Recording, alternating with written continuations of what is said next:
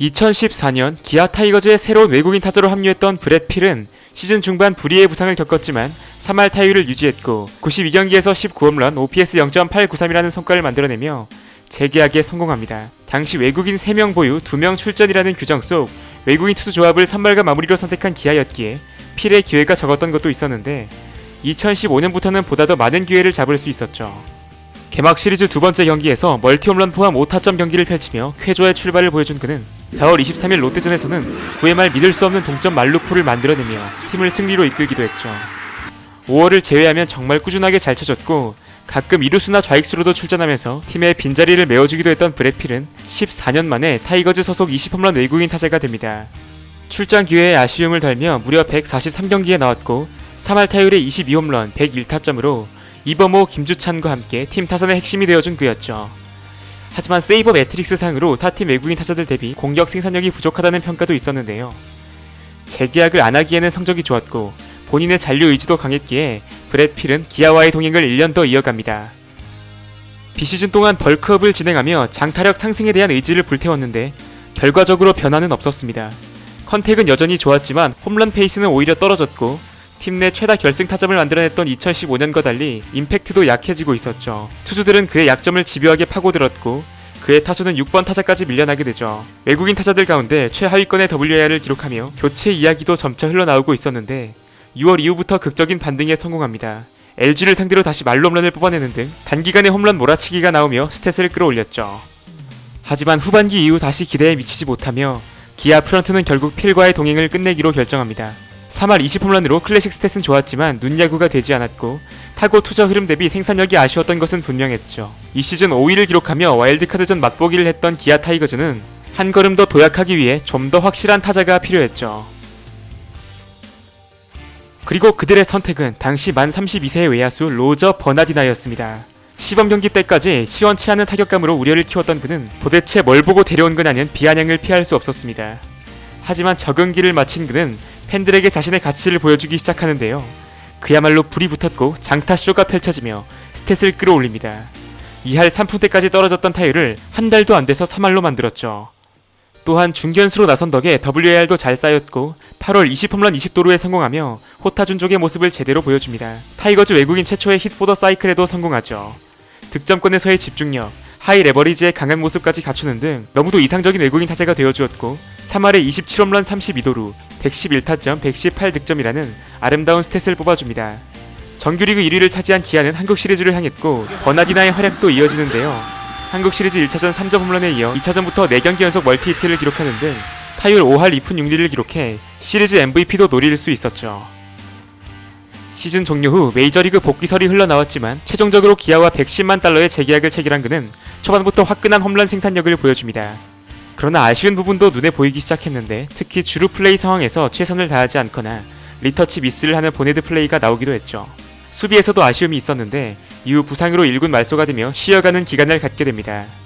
다시 돌아온 버나디나는 6월부터 확실히 폼이 오른 모습을 보이며 더워지면 잘한다는 것을 입증했고 주루와 수비 측면에서도 개선된 모습을 보여줍니다. 2년 연속 20홈런 20도루에 성공했고 최종 성적은 타율 3할 1푼에 20홈런 70타점 32도루를 기록합니다. 타점이 아쉽긴 했으나 리드오프 출전 빈도가 높았기에 당연히 떨어질 수밖에 없었죠.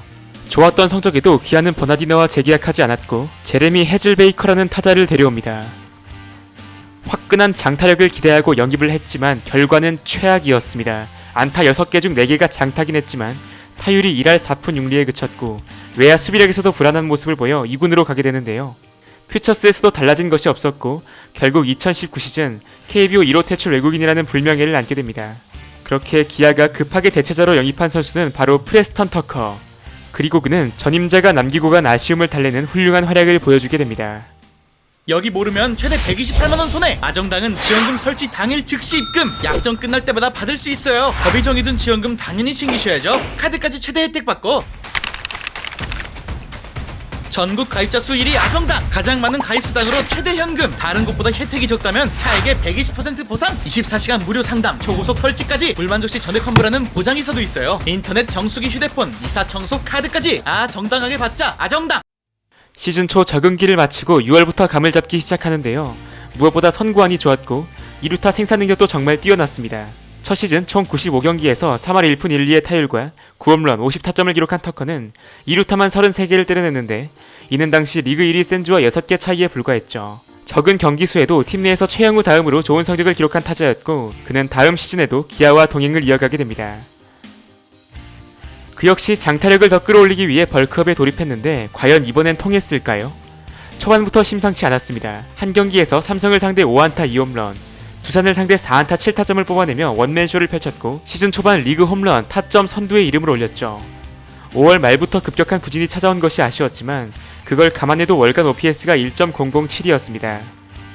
전반기에만 16홈런으로 30홈런 시즌에 대한 기대감을 높였고 마침 8월부터 방망이에 다시 불이 붙기 시작합니다. 9월 29일 29호 홈런으로 30개까지 하나를 남겨뒀는데 9수에 제대로 걸리며 거의 한 달이 흐른 10월 15일이 돼서야 30홈런 고지를 밟기도 했죠. 최종 성적 타율 3할 6리에 32홈런 113타점 100득점. 프레스턴 터커의 성적표는 눈부셨고 무엇보다 볼넷이 삼진보다 9개나 많았다는 점은 그의 가치를 더욱 빛나게 했습니다. 비록 수비력에는 아쉬움이 있기도 했지만 그와의 재계약을 망설일 이유는 없었고 총액 105만 달러에 사인하게 됩니다.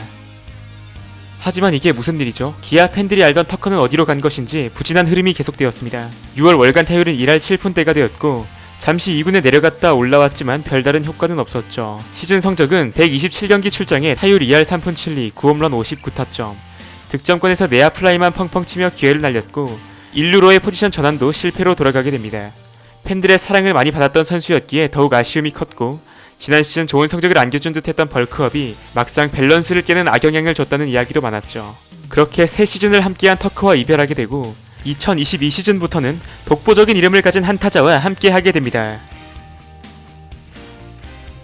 타이거즈, 소크라테스까지 말을 꺼내면 10개 구단 팬들이 모두 통일된 몸동작을 할 수 있을 정도로 응원가계의 센세이션을 일으킨 타자 소크라테스 브리또. 그의 출발은 불안감이 가득했습니다.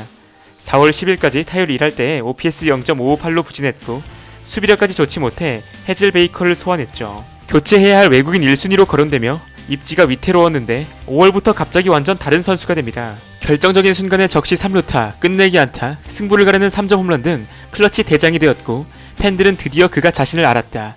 해즐 베이커인 줄 알았는데 버나디나였나? 와 같은 극찬을 쏟아내기 시작했죠. 5월에만 타율 4할 1푼 5리에 OPS 1.146으로 월간 MVP에 선정되는데요.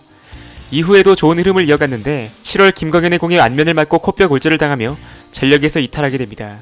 다행히도 약 한 달 만에 빠르게 복귀했지만 전반기와 같은 불타는 타격 폼은 아니었고 최종 타율 3할 1푼 1리에 17홈런 77타점과 OPS 0.848로 첫 시즌을 마무리하게 됩니다. 중견수로 기용된 것 치고는 빼어난 성적으로 높은 WAR을 기록했고 보완점으로는 좌투수 상대 낮은 타율과 전반적인 선구안의 아쉬움이 꼽혔죠.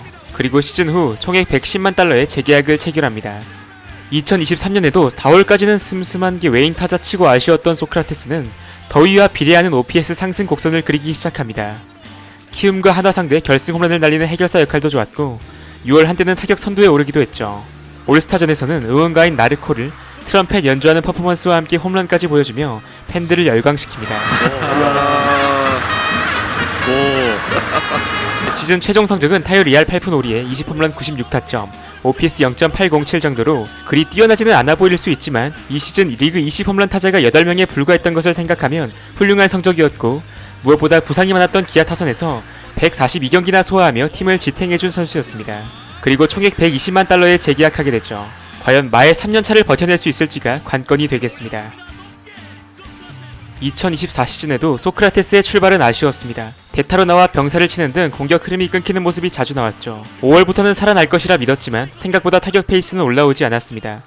WPA가 계속 음수였고 그나마 5월 막판 5안타 경기를 펼치며 스탯을 유지했죠.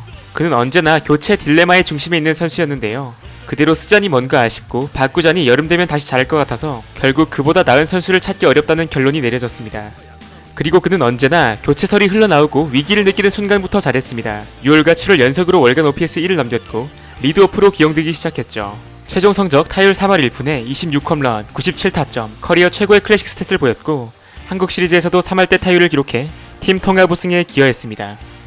좋은 성적을 기록했지만 중견수에서 코너 외야로 포지션을 변경했다는 부분과 위압감이 부족하다는 이야기가 나오는 등 이전과 달리 재계약 전망이 밝지 않았고 결국 기아는 메이저리그에서 3년 연속 20홈런을 넘긴 바 있었던 확실한 거포 패트릭 위즈덤을 영입합니다.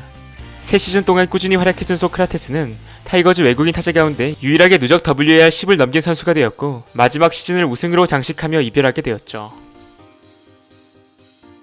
새롭게 데려온 위즈덤에 대한 기대는 어느 때보다 높았습니다. 컨택은 좀 떨어지긴 했지만 메이저리그에서도 증명된 파워를 보여준 미친 커리어의 타자였죠. 시즌 극초반에는 살짝 헤매는 듯 했지만 바로 감을 잡는데요. 걸리면 넘기는 수준으로 배트 스피드와 타구 속도가 압도적이었습니다. 특유의 OPS 히터 본능으로 볼넷과 홈런을 쌓았고 홈런은 리그 단독 선두를 질주했죠. 그러나 9개까지 치고 5월부터 침묵이 이어졌는데 허리 통증으로 인해 전력에서 잠시 빠지게 됩니다. 이미 많은 선수들이 부상으로 이탈했던 상황에서 뼈아픈 공백이었고 그가 자리를 비운 사이 오선우가 1루 자리를 차지하며 위즈덤은 3루수로 이동하게 되죠. 꾸준히 홈런은 뽑았지만 안되는 날은 삼진만 4개를 당하는 등 무기력했고 특히 유독 득점권과 하이 레버리지 상황에서 약한 모습을 보였습니다. 해결을 해줘야 하는 상황에서 볼넷을 고르려다 ABS존에 걸리며 루킹 삼진을 당하기도 하며 훌륭한 공격 생산력 대비 WPA가 아쉬웠죠. 하지만 또 하나의 팩트는 그 정도의 생산력을 보여줄 수 있는 타자는 KBO에 얼마 없다는 겁니다. 과연 앞으로의 그는 타이거즈 팬들에게 어떤 선수로 남게 될까요? 오늘 영상은 여기까지입니다. 오늘도 영상 끝까지 시청해주셔서 진심으로 감사드리며 저는 더 흥미로운 영상으로 다시 찾아뵙도록 하겠습니다.